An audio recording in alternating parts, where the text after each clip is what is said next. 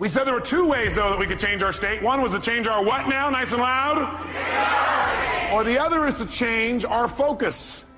Change the way we're representing things to ourselves. Like picturing things in our head is one way we focus. Somebody doesn't show up on time, we picture in our head, I'll see why, because they're out there messing around, because they don't care about me, because this and this and this. Another way we focus is by what we say to ourselves. We represent, oh, well, they're not doing it probably because they don't really love me. And we talk to ourselves in certain ways. We get all these negative feelings. But if we change what we focus on, we change what we feel. If you think of something you're afraid of and you focus on it, will you feel it? You bet. If you wanted to feel depressed right now, how many could pull it off? No problem. How would you do it? You remember, don't you? A little reminder here. Just put yourself in a lousy physiology. Or, easily, another way you could do it, of course, mess up your biochemistry, eat in a way that drops your blood sugar through the floor.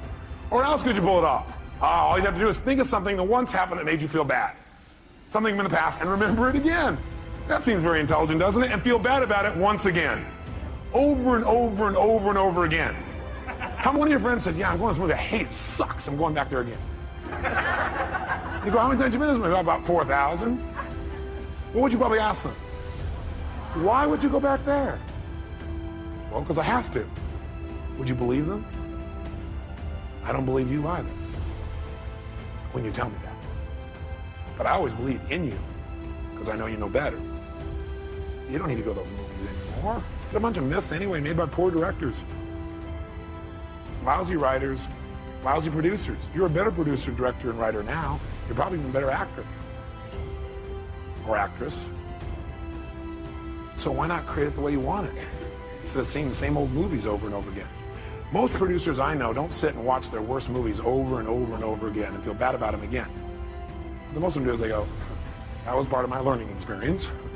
Time to move on. How else could you feel bad, by the way? You could do it currently, couldn't you? All you have to do is think of something you think you've lost that maybe hasn't even happened. Right? Or think of something that you want but you're not getting right now and feel bad about it. Or you could think of something that hasn't even happened yet and feel bad about it in advance. A coward dies 1,000 deaths. A courageous man or woman only once. Because the coward runs it through the head 8 million times and feels like they're dying 8 billion times. If you have any faith, any courage, then if it really ever does happen, you'll just deal with it. Once. You feel the pain only one time instead of stacked over and over and over and over again. If you want to feel good, could you do that? Sure. Would a producer go back to some of their best movies and see them again, do you think? Yes or no? Would they even share some of those movies with their friends? You know what some people do? Some people actually take the worst movies of the past and go share them with their friends, their worst movies. Tell them all about all the gory details of it. And their friend goes, yeah, that's really great. Yeah. See, a real great producer director shows them their current films, shows them some examples of films that are about to come called previews. Previews are rather exciting usually. Or they show them the best films of their past and share those with them so that people get to enjoy more of their life. Maybe even learn something. Who knows? But you could remember something that once happened that was great, feel good about it. You could think of something right now that you could feel great about, or you could think of something that hasn't even happened yet and feel good about it in advance.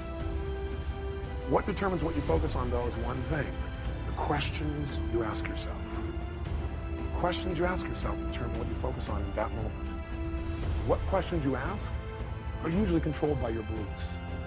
Because you could ask any question, but unless you do it consciously, you'll just ask the same questions that are in alignment with your old beliefs, your old BS belief systems. So the bottom line is we've got to ask better questions. And I will tell you the question I want you to learn to ask the next time you get upset with someone. This is the first question I would ask myself if I were you. What else could this mean? What else could this mean? I will know a person is intelligent when I say this and this happened. I started to get upset, then I thought to myself, well, what else could this mean? You know, maybe it doesn't mean what I think it means. Maybe they weren't really being harsh. Maybe what it means is they're stressed. Maybe what I'm hearing from this person about what they said about me is not true. Maybe what it really is a distortion. Not that they mean to distort, but it's a distortion. Maybe what I've heard this person said about me is a deletion. Maybe this person is generalizing. Maybe this person heard it through somebody else. Maybe that person misinterpreted what I said. Maybe this whole thing isn't accurate. Maybe it's accurate, but they're stressed. Maybe I'm just stressed right now. Maybe what this really means is I'm stressed and I need to get more resourceful and be more loving. And I can handle this. Maybe what this means is it's a chance for me to go to the next level. What else could this mean? You're only upset when you've decided on a meaning that creates an upset. So if you're feeling upset, what else could this mean? Because again, how many of you have ever thought something meant something and been upset about it later on and found you were wrong? How many have done this? So wouldn't it be smart as a first step to always ask, what else could this mean? And search for other possibilities. See, with my friends, I always do this. If I care about somebody, I always do this. And And what I've learned to do is even with people I didn't so much care about or didn't even know. What else could this mean? See, that makes your whole life open up and expand. See, once you think you know what everything means, you're in deep trouble. Because when you're a kid, you know what happened? You used to have this big giant doorway. Then you became an adult. You noticed the door. You started to say, I know how this door works. And you closed it a little bit. You said, I know how the world is. And you closed it more. I know the world is. And pretty soon, now you know how the world is. You absolutely know how the world is. See, when you're a kid, you didn't know how the world was. It was just amazing how big the world was. It was amazing how much wonder there was in the world. How much you could learn, how much you could grow, how stimulated you were. You were stimulated by all kinds of things because you didn't know for sure what everything was. You're always curious about what things were. But as an adult, you now know what everything is. And if it doesn't fit in there, it's wrong. About this? No, I don't have anything to know about this. I mean, there's all kinds of things that could be going on. I don't know. Opens your world again. We're going to teach you to do this in a format that makes sense. Now, the thing that happens, though, if we want to be able to really take control of our meaning is we got to pay attention to our emotions. So in your notes, write down emotions. Under emotions, in fact, you might want to write the word negative emotions. Negative emotions. Negative emotions. And then as soon as you write it down, cross it out. The word negative, anyway. What are some of your negative emotions? Tell me what they are. Fear, what else? Pardon me? Hate, what else? Anger, what else? Guilt, what else? Worry, what else? Upset, guilt, what else? Frustration. I got a question for you. Are they really negative? I'm here to tell you there's no way they're negative. Every emotion you've ever had in your life serves a purpose. The reason it's negative is you've been calling it negative instead of getting the message it's been trying to give you. Every emotion you have, including those you think of as negative, those ones you call negative emotions, I call them emotional messages. I also call them calls to action. All those negative emotions, as you used to label them, are really a call to action. Fear is a call to action. By the way, do you feel that call to action in your body when you're afraid? Yes or no? Does your adrenaline start pumping, your whole system start gearing up? Emotions are a call to action. And the call to action says one of two things has to happen in that call to action. It's a message. Every emotion is a message. A call to action. And the action and the message it's trying to give you is that you need to change either, number one, your perception of this, or number two, your current actions. Every negative emotion you've ever felt is not negative. Now, you may be overusing them, I'll agree with you. You may be indulging in them, I agree with you. You may not be getting the message from them. What's making it negative is you're not getting the message it's trying to give you.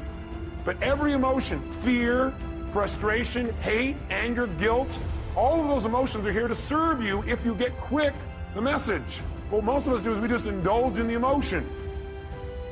So we never get the message, and that's why it's negative, because it starts screwing up your body, because what it is a signal to act, and you're not acting. That's why you feel sick to your stomach. You're not acting. You just keep on indulging the emotion, not hearing the message. So the message is always, you must change something. Negative emotions are saying you got to change something. Either change the way you're perceiving this, change the meaning you link to this, change your perception, change your focus, or change your actions. Change what you're doing because it isn't working. That's why you're having that emotion.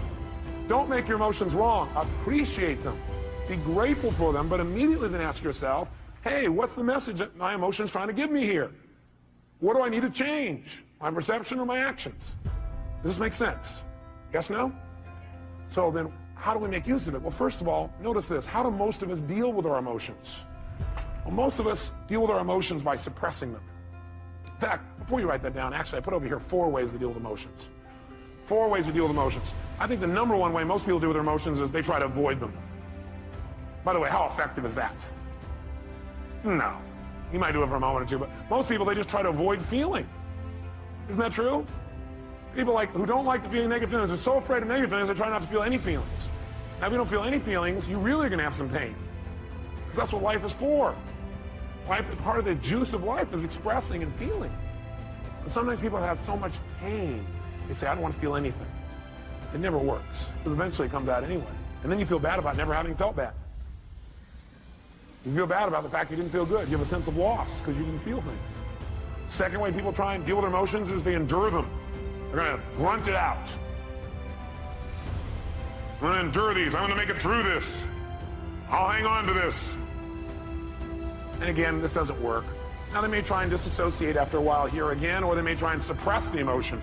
I'll just endure it. I'll just keep pushing it down, and I'll make it through it. I'll just endure it. That doesn't make it better either.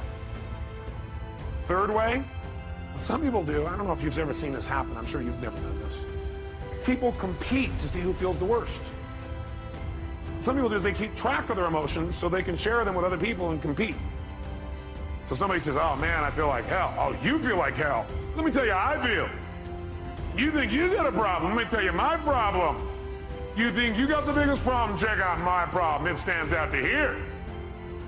And people sit there and try and argue about who's got the worst problem. Right? Or the fourth thing that I don't have up there that I'd say, the fourth thing that people do is try and share their pain, share their problem. They think, oh, I can get rid of my emotion by sharing with others. So they try and get other people to feel bad too. That way we'll be friends. We can share in the pain together. We must love each other. Are these very intelligent ways to deal with your emotions, yes or no? No, you don't want to avoid them. You don't want to endure them. You don't want to compete for who's got the biggest and worst emotion. Try and make yours worse than somebody else's. You don't want to share them. Make them feel bad too. What a friend you are. Instead, what you want to do is step 5. Learn from them and utilize them. You want to learn from them and utilize them. Now, in order to learn from them and utilize them, in order to change an emotion, we have to change what something what's to us. Starts with an M. We have to change what something what? Means to us. When we change what something means, we transform our emotion. We have a transformation. Does that make sense? In other words, if I'm feeling really upset about something, I'm angry, angry, angry. Do I have to communicate that to get off my anger? No, not necessarily. I'm angry because of the meaning I linked up. What if I change what it means in my head and I realize, hey, that's not what it means? Then will I feel angry, yes or no? Yes or no? If I'm really angry about something, I'm angry because of what I've linked up to it. I'm saying, well, I'm angry because they did that and that means this. But if I really analyze it and I look at it for a while and I go, God, that's a bunch of crap. It doesn't really mean that. Then I transform my feeling. Do I now have to go to that person and say, what you did made me angry? Yes or no? Yes or no? No, because I don't have that feeling. I truly don't have it. I'm not suppressing it. I transformed it. Suppression, however, is when you keep the same meaning. That you keep the same meaning. You're upset about something and you keep the same meaning. You don't change the meaning. All you try and do is stuff the emotion. Try to pretend it's not there. That's suppression. So if you keep the same negative emotion, you don't change how you feel about it. You just try and pretend it's not there. That's suppression, and that's when you get in trouble. So our goal is not just to take things and not suppress them and just express whatever we feel, because if you just go express whatever you feel and you don't think it out, are you going to always communicate well, yes or no? No, in fact, you may say things later on you'll regret in the heat of the moment because you were in state. So what you first want to do is see if you can transform it honestly and sincerely, and if you can't, then your goal is to get someone to help you to transform it. Go to the source and get the source to help you to transform this. So you know what? I felt this way about this. I made up this bizarre meaning. I know it's not true because I know who you really are. But this is the kind of crap I did in my head. Can you help me? I need to change this. Can you give me some more information or some feedback or help me to clarify this thing? Because I kind of screwed this up in my brain because I know that's not what you meant. That's what I did inside my head. Can you help me out? Is that different?